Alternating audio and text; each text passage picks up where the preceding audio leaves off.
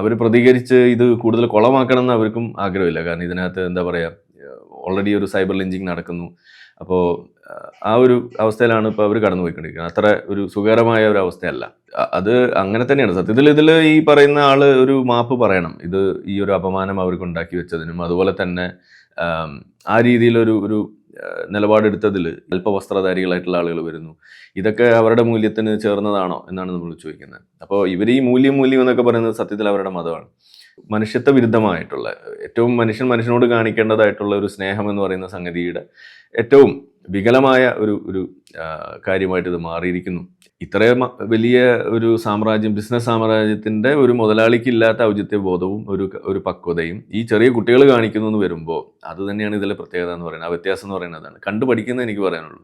ഇപ്പോൾ ഒരു നടക്കുന്നൊരു വിഷയം എന്ന് പറയുന്നത് ആദില നൂറയായിട്ട് ബന്ധപ്പെട്ടുള്ള ഒരു വിഷയം ഇപ്പോൾ ഭയങ്കരമായി സോഷ്യൽ മീഡിയ ചർച്ച ചെയ്യുന്നു. അതായത് ആദില നൂറയെ ഒരു ക്ഷണിക്കുകയാണ്, ഒരു ഗൃഹപ്രവേശത്തിന് ക്ഷണിക്കുന്നു. അതും സമൂഹത്തിലെ ഉന്നതനായ ഒരു ബിസിനസ്മാനാണ് ക്ഷണിക്കുന്നത്. അദ്ദേഹം ക്ഷണിക്കുന്നു. അതിനുശേഷം പറയുകയാണ്, ഒരു പോസ്റ്റ് നമ്മൾ സമൂഹ മാധ്യമങ്ങളിൽ പിന്നീട് കാണുന്ന ഒരു പോസ്റ്റാണ്. അവരെ ക്ഷണിച്ചതിൽ ചിലർക്ക് വിഷമം ഉണ്ടായിരിക്കുന്നു, അതുകൊണ്ട് അവരോട് മാപ്പ് ചോദിക്കുകയാണ് എന്നാണ് പറയുന്നത്, അവരെ ക്ഷണിച്ചതുകൊണ്ട്. അപ്പൊ ഈ ഒരു വിഷയത്തില് അവരുടെ കൂടെ നിന്നിട്ടുള്ള ഒരാൾ കൂടിയാണ്. അപ്പൊ ഇത് കേട്ടപ്പോൾ താങ്കൾക്ക് എത്രത്തോളം അതൊരു വിഷമിപ്പിക്കുന്ന കാര്യമായിരുന്നു? ഇതില് പല രീതിയിലാണ് ഈ വിഷയത്തെ നമ്മൾ കാണേണ്ടതെന്നാണ് ഞാൻ പറയാം. ഒന്ന്, ഇങ്ങനെ ഒരു പരിപാടിയിലേക്ക് ആളുകളെ ക്ഷണിക്കുന്നു. ക്ഷണിക്കാൻ ആളുകളെ ഏൽപ്പിച്ച ആളുകൾ വിളിച്ചു എന്നാണ് നമ്മൾ അറിയാൻ കഴിയുന്നത്. അപ്പോൾ അങ്ങനെ വിളിച്ചു കഴിയുമ്പോൾ ഓൺ ബിഹാഫ് ഓഫ് ആരാണോ ആ പരിപാടിയുടെ ആൾ, അയാളുടെ പൂർണ്ണ ഉത്തരവാദിത്വം തന്നെയാണ് അവിടെ വരുന്ന ഓരോ ആളുകളുടെയും കാര്യങ്ങൾ ചെയ്യാന്നുള്ളത്, മനസ്സിലാക്കുക എന്നുള്ളത്. അപ്പോൾ ഇവിടെ ഒന്നാമത്തെ പിഴവ് വരുന്നത് തന്നെ ഞാൻ വിളിച്ചിട്ടില്ല, അത് വേറെ ആരോ വിളിച്ചതാണ് എന്ന രീതിയിലേക്ക് അതിനെ കൊണ്ടുപോകുന്നതാണ് ഇപ്പോൾ നമ്മൾ കാണാൻ കഴിയുന്നത്. അപ്പോൾ ഒരു വലിയൊരു മലബാർ ഗോൾഡ് എന്നൊക്കെ പറയുന്ന പോലെയുള്ള ഒരു കമ്പനിയുടെ ഒക്കെ ഒരു തലപ്പത്തിരിക്കുന്ന ഒരാൾ ഇത്ര നിരുത്തരവാദപരമായിട്ടാണോ ഇത്തരം കാര്യങ്ങളൊക്കെ കാണുന്നത്, ചെയ്യുന്നത്? ഇങ്ങനെ ഒരു ക്രൈസിസ് ഉണ്ടാകുമ്പോൾ അത് മാനേജ് ചെയ്യുന്നത് എന്നുള്ളതാണ് നമ്മൾ ചിന്തിച്ചു പോകുന്നത്. ഇത്രയേ ഉള്ളൂ എന്നുള്ളതാണ്. ഇനി അത് മാത്രമല്ല, ഇനിയിപ്പോൾ ക്ഷണിച്ചിട്ടില്ല, ഞാൻ അറിഞ്ഞില്ല എന്നൊക്കെയാണ് പറയുന്നത്. ഇനി അങ്ങനെയാണെങ്കിൽ തന്നെ ഇനിയിപ്പോൾ അഥവാ രണ്ടുപേർ വന്നു തന്നെ കൂട്ടാം, ഇവർ ക്ഷണിച്ചിട്ടാണ് പോയത്, അതിൻ്റെ തെളിവൊക്കെ നമുക്ക് കാണാൻ സാധിക്കുന്നതാണ്, ഈ വിളിച്ചതിൻ്റെയും എല്ലാ കാര്യങ്ങളും. അപ്പോൾ അത് അവിടെ ഉണ്ടായിരിക്കെ തന്നെ. ഇനി സപ്പോസ് അങ്ങനെയല്ല, ആ വഴി പോയപ്പോൾ അങ്ങനെ കയറിപ്പോയി എന്ന് തന്നെ കൂട്ടുക. അങ്ങനെ വന്നു കഴിഞ്ഞാൽ ആ വന്ന ആളുകളെ ഇറക്കി വിടുക എന്നാണോ ഇവരൊക്കെ മുന്നിൽ വെക്കുന്ന ഈ ധാർമ്മികത എന്നുള്ളതാണ് നമ്മൾ ചോദിക്കുന്നത്. ഇത്രയേ ഉള്ളോ ഇവരുടെ ഈ പറയുന്ന സാധനം?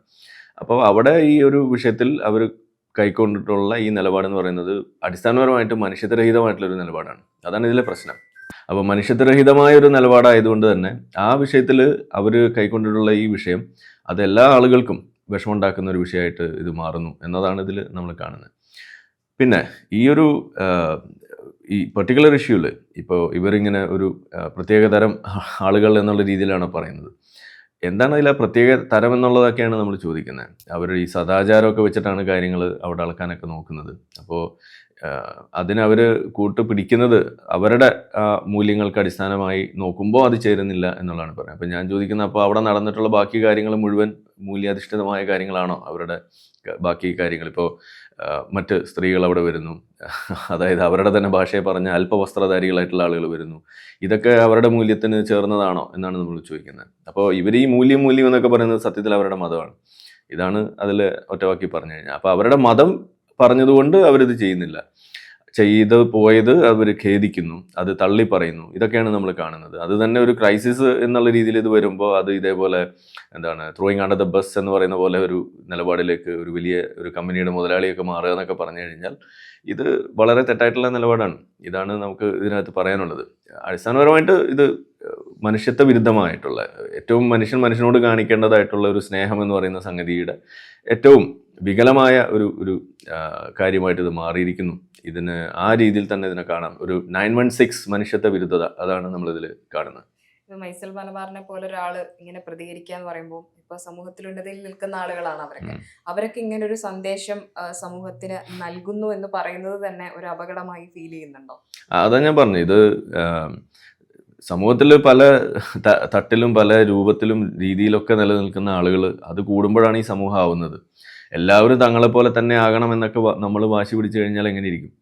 അങ്ങനെയല്ലല്ലോ ഇതിലുണ്ട്. അപ്പോൾ ഓരോ തരത്തിലുള്ള ഐഡന്റിറ്റി. പിന്നെ ഇവര് എന്ന് പറയുന്നത് തികച്ചും നോർമലായിട്ട് നമ്മുടെ സമൂഹത്തിൽ നിലനിന്ന് പോകേണ്ട, നിങ്ങളെങ്ങനെയാണോ ജീവിക്കുന്നത് അങ്ങനെ തന്നെ അവരും ജീവിക്കാനുള്ള എല്ലാ സ്വാതന്ത്ര്യവും അവകാശമുള്ള ആളുകളാണ്. അപ്പോൾ അവര് ഏതോ രീതിയിൽ അവരുമായി കണക്ട് ചെയ്ത് നോക്കുമ്പോൾ വ്യത്യാസപ്പെട്ട് നിൽക്കുന്നു എന്നതിൻ്റെ പേരിൽ അവരെ അപമാനിക്കുക എന്ന് പറയുമ്പോൾ, അതിനു വേണ്ടിയിട്ട് തള്ളി പറയുന്ന ഒരവസ്ഥയിലേക്ക് വരുമ്പോൾ അത് ആ സംഗതിയാണ് ഇവിടുത്തെ പ്രശ്നമായിട്ട് മാറുന്നത്. അതാണ് ഞാൻ പറഞ്ഞത്, ഇതൊരു 916 മനുഷ്യത്വ വിരുദ്ധത. ഇതാണ് നമ്മൾ ഇതിനകത്ത് കാണുന്നത്. ഈ സമൂഹ മാധ്യമങ്ങൾ അടക്കം പറയുന്നത് വിളിച്ചു വരുത്തി അപമാനിച്ചു എന്നുള്ളത് തീർച്ചയായിട്ടും അത് തന്നെയാണ്. അപമാനം വേണ്ടായിരുന്നു എന്നുള്ളതാണ്. അത് തന്നെയാണ് നമ്മളും പറയുന്നത്. അത് അങ്ങനെ തന്നെയാണ്. സത്യത്തിൽ ഇതിൽ ഈ പറയുന്ന ആള് ഒരു മാപ്പ് പറയണം. ഇത് ഈ ഒരു അപമാനം അവർക്ക് ഉണ്ടാക്കി വെച്ചതിനും അതുപോലെ തന്നെ ആ രീതിയിലൊരു ഒരു നിലപാടെടുത്തതിൽ സത്യത്തിൽ ആ കുട്ടികളോട് മാപ്പ് പറയാണ് വേണ്ടത്. അത് തന്നെയാണ്. അതിൽ കുറഞ്ഞിട്ടുള്ള കാര്യമൊന്നും വേണ്ടി വരില്ല. അത് നമുക്ക് അംഗീകരിക്കാൻ കഴിയില്ല എന്നുള്ളതാണ്. കാരണം ഇത് വളരെ തെറ്റായിട്ടുള്ള ഒരു സംഗതിയാണ്. ഇപ്പോ ആദിലനൂരോട് സംസാരിച്ചിരുന്നു, അവരിതിനെ എങ്ങനെയാണ് എടുത്തിട്ടുള്ളത്? ഇപ്പോൾ അവര് ഈ സംസാരിച്ചിരുന്നു. അപ്പോൾ അതിൽ അവർ പ്രതികരിച്ച് ഇത് കൂടുതൽ കുളമാക്കണം എന്ന് അവർക്കും ആഗ്രഹമില്ല. കാരണം ഇതിനകത്ത് എന്താ പറയുക, ഓൾറെഡി ഒരു സൈബർ ലിഞ്ചിങ് നടക്കുന്നു. അപ്പോൾ ആ ഒരു അവസ്ഥയിലാണ് ഇപ്പോൾ അവർ കടന്നു പോയിക്കൊണ്ടിരിക്കുന്നത്. അത്ര ഒരു സുഖകരമായ ഒരു അവസ്ഥയല്ല.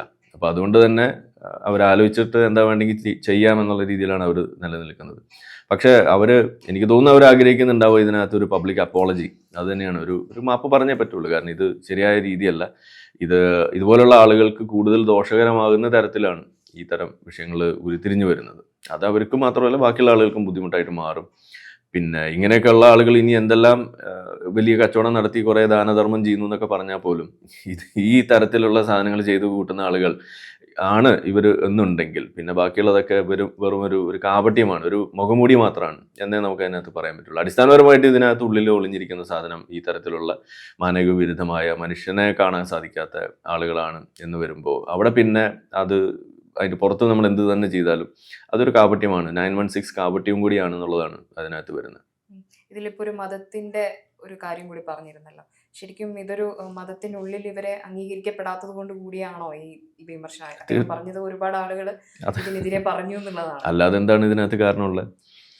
ഓക്കെ, ഇനി അവരങ്ങനെ ഐഡന്റിറ്റി ആണ് എന്ന് അറിഞ്ഞാൽ തന്നെ തള്ളി പറയാൻ മറ്റെന്ത് കാരണമാണ് ഉള്ളത്? അതാണ് ഞാൻ ചോദിക്കുന്നത്. അതാണ് ആദ്യം ചോദിച്ചത്. വഴി തെറ്റി ഒരാൾ കയറി വന്നു പറയുന്നത് ഇങ്ങനെ വീട്ടുകാരെ ഒക്കെ ധിക്കരിച്ച് അവരെ വിഷമിപ്പിച്ച് പോയത് കൊണ്ടാണ് എന്നാണ് അവര് മെയിൻ ആയിട്ട് അവിടെ പരിപാടിയിൽ വന്നിട്ടുള്ള എല്ലാ ആളുകളും മാതാപിതാക്കളെ അംഗീകരിച്ച് നടക്കുന്നവരാണ്. ടോക്സിക് ആയിട്ടുള്ള പാരന്റ്സ് ആണ്. ഗുണ്ടകളെ വിടുന്ന പാരന്റ്സിനൊക്കെ അംഗീകരിച്ച് നടക്കുന്ന ആളുകളാണെന്ന് അവർ എങ്ങനെ അളന്നത്?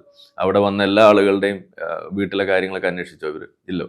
അപ്പം ഇതൊക്കെ ഒരു തൊടു ന്യായങ്ങൾ മാത്രമാണ്. ഇവരുടെ പ്രശ്നം അതൊന്നുമല്ല. പ്രശ്നം ഈ പറയുന്ന വിഷയത്തിൽ ഈ ഒരു ഹോമോഫോബിയ എന്ന് പറയുന്ന സംഗതി, അത് ഇസ്ലാമിൻ്റെ ഒരു അടിസ്ഥാനപരമായിട്ടുള്ള ഒരു കാര്യമാണ്. ഞാൻ എപ്പോഴും പറയാറുണ്ടല്ലോ, every Muslim is a potential jihadi എന്ന് ഞാൻ പറയാറുണ്ട്.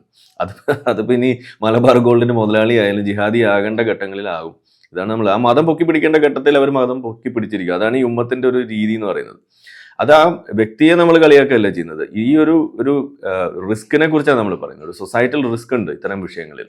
അവിടെ ആ ഒരു സ്ട്രക്ചറൽ റിസ്കിലേക്ക് ഇവർ അകപ്പെട്ട് ഇരിക്കുന്ന ആളുകളായതുകൊണ്ട് സ്വാഭാവികമായിട്ട് ഇത് പുറത്തേക്ക് വെക്കുമ്പോൾ ഇത് മറ്റുള്ള ആളുകൾക്കും, പ്രത്യേകിച്ച് ഇതുപോലുള്ള ന്യൂനപക്ഷങ്ങൾ എന്നൊക്കെ പറയുന്ന ആളുകൾക്ക് ഇതൊരു വലിയ ഒരു ബുദ്ധിമുട്ടായിട്ട് മാറുന്നത്. നമ്മൾ പറയാറുണ്ട്, ഇപ്പോൾ ഇസ്ലാമോഫോബിയ എന്ന് പറഞ്ഞ് നിലവിളിക്കുന്ന ആളുകളാണ്. അപ്പോൾ അവരെ സംബന്ധിച്ചിടത്തോളം അത് വലിയ പ്രശ്നമാണ്. പക്ഷേ ഈ ഹോമോഫോബിയ എന്ന് പറയുന്നത് അവർക്ക് ചക്കരയാണ്. അപ്പോൾ ഹോമോഫോബിയ ന്യൂനപക്ഷങ്ങളെ വേട്ടയാടുന്നു, അല്ലെങ്കിൽ ഇതുപോലുള്ള സാധനങ്ങൾ സെനോഫോബിയ എന്നൊക്കെ പറയുന്ന സംഗതിയൊക്കെ വലിയ പ്രശ്നമാണെന്ന് ഇവർക്ക് അറിയുന്ന ആളുകൾ അവർക്ക് എന്തുകൊണ്ടാണ് ഹോമോഫോബിയ ഒരു പ്രശ്നമാണെന്ന് തോന്നാത്തത്? ഇതാണ് ഈ ഇരട്ടത്താപ്പ് എന്ന് പറയുന്നത്. 916 ഇരട്ടത്താപ്പ്, 916 കാപട്യം, 916 മനുഷ്യത്വ വിരുദ്ധത.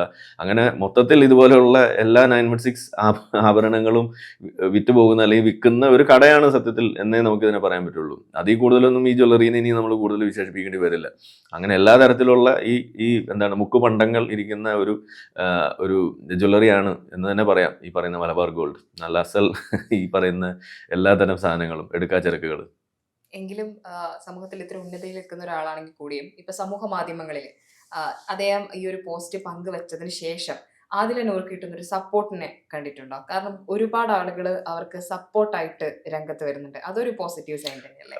സപ്പോർട്ട് ഉണ്ട് എന്നുള്ളത് കൊണ്ടും കൂടി ആവണം അവർ ഇതിനകത്ത് വളരെ പക്വമായിട്ടാണ് ഇതുവരെ നിലനിന്നിട്ടുള്ളത്. എന്ന് വെച്ചാൽ അവരങ്ങനെ പെട്ടെന്ന് ഇതിനൊരു എഗെയിൻസ്റ്റ് ആയിട്ട് മറ്റൊരു സോഷ്യൽ മീഡിയ വാറിന് അവർ തുടക്കം വെച്ചിട്ടില്ല.